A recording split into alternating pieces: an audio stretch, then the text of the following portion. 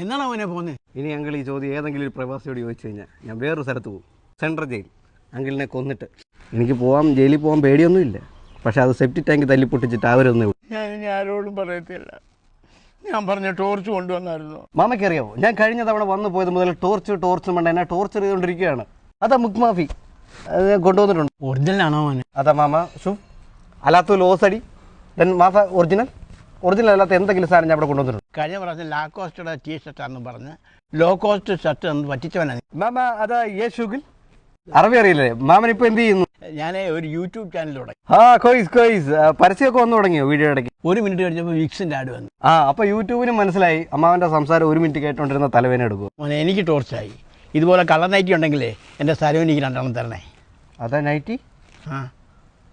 കടവോ ഇത് traditional Arab ഡ്രസ്സാ, നിങ്ങൾ സരോജിനിയുടെ nightie അല്ല.